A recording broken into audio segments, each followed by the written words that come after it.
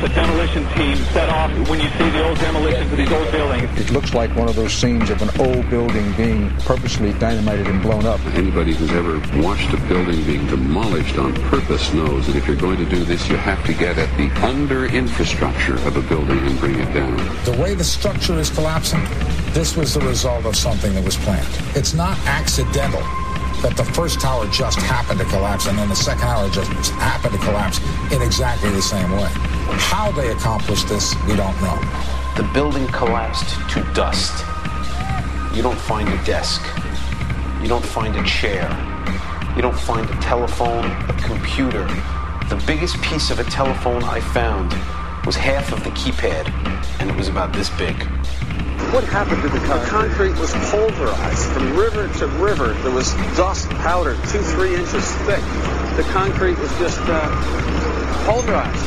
Reminiscent of those pictures we've all seen too much on television before, when a building was deliberately destroyed by well-placed dynamite to knock it down. If they had detonated, they were planned to take down a building. I heard a second explosion. There was a heavy-duty explosion. Then there was secondary explosions and then subsequent collapses. An explosion blew and it knocked everybody over. To me, it sounded like an explosion. It sounded like gunfire. Bang, bang, bang, bang, bang. And then all of a sudden, 3 big explosions. We heard a big explosion coming down. And then the entire top of the building just blew up. We saw some kind of explosion. By the force of the explosions. Big explosion. Blew us back into the 8th floor. Then we get to the lobby. There's this big explosion. The lobby looked as though a bomb had exploded there. A huge explosion now raining debris. It's been a huge explosion. Huge explosion that we all heard and felt. We just witnessed some kind of follow-up explosion. We heard a very loud explosion. A secondary explosion at Tower 1 camp. That is another bomb going off. He thinks that there were actually devices that were planted in the building. Planted in the building.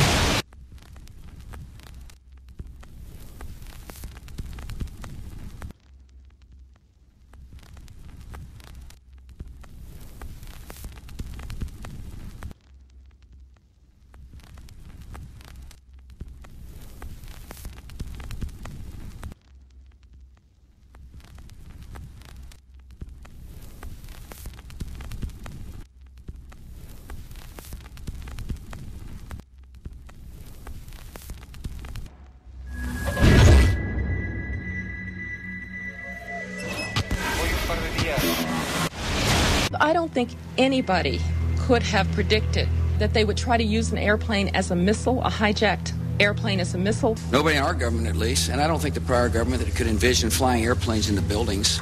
No specific threat involving really domestic operation or involving what happened, obviously, the city's airliner and so forth. There were no warning signs that I'm aware of. USA Today reports that in the 2 years before the attacks on September the 11th, NORAD conducted exercises using hijacked airliners as weapons. And one target was the World Trade Center.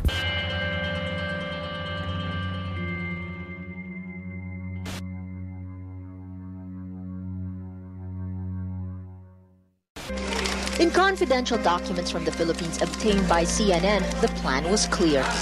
He will board any American commercial aircraft, control its cockpit, and dive it at the CIA headquarters. Other buildings targeted the Pentagon and the World Trade Center. Security in counterterrorism was blinking red, in the words of George Tenet, that the warnings of an imminent attack were so severe that something dramatic should have been done. It was unparalleled.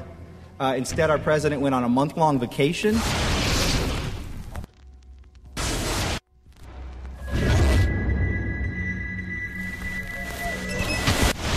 The head of Pakistani intelligence at the ISI, Mahmoud Ahmed, requested Omar Sheikh to wire $100,000 to Mohammed Atta, who was the lead hijacker.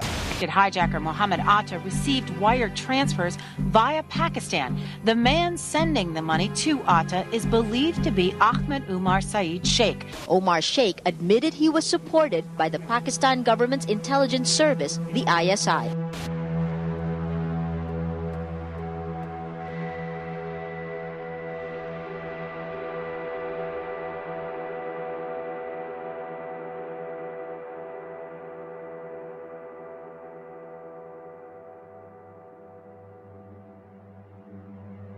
although we are told that 4 or 5 of the alleged hijackers were on each of the flights.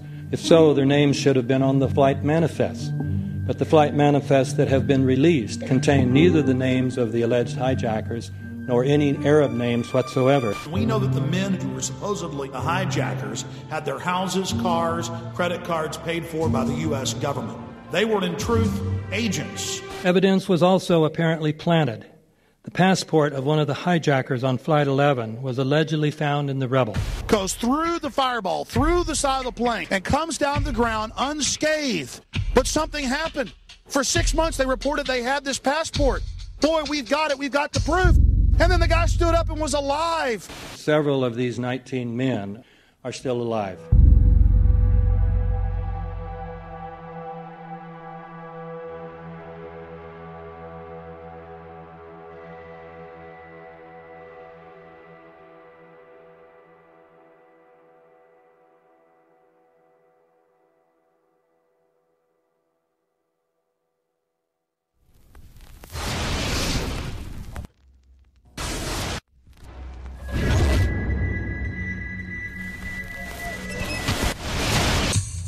Of course we're after Saddam Hussein.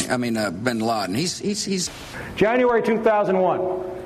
The Bush administration orders the FBI and intelligence agencies to back off investigations involving the bin Laden family, including 2 of Osama bin Laden's relatives, who were living, guess where? In Falls Church, Virginia, right next to CIA headquarters. When he was already America's most wanted criminal, he reportedly spent 2 weeks in the American hospital in Dubai, was treated by an American doctor, and visited by the local CIA agent.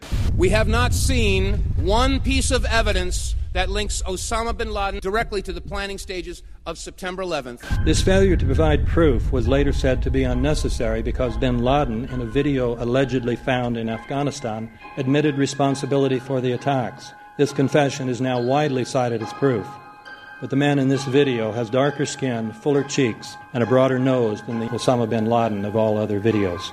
We again seem to have planted evidence.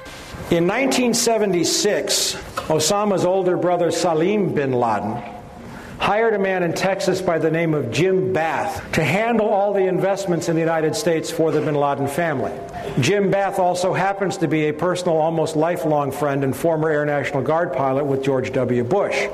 The connections between the Bushes and the bin Ladens become much more clear when George Herbert Walker Bush made trips to Saudi Arabia in 1998 and 2000 to meet with the bin Laden family on behalf of a company called the Carlyle Group.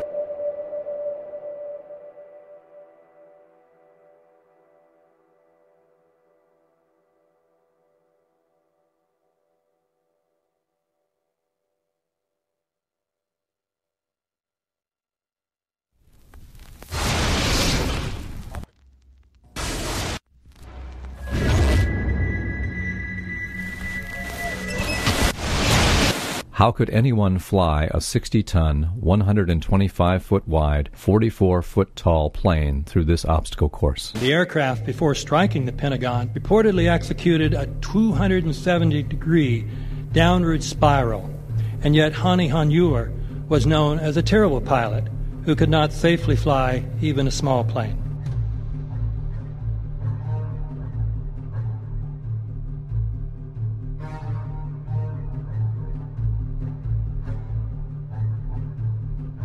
No seats, no luggage, no bodies. Nothing but bricks and limestone. The official explanation is that the intense heat from the jet fuel vaporized the entire plane. Flight 77 had 2 Rolls-Royce engines made of steel and titanium alloy and weigh 6 tons each. It is scientifically impossible, but 12 tons of steel and titanium was vaporized by jet fuel.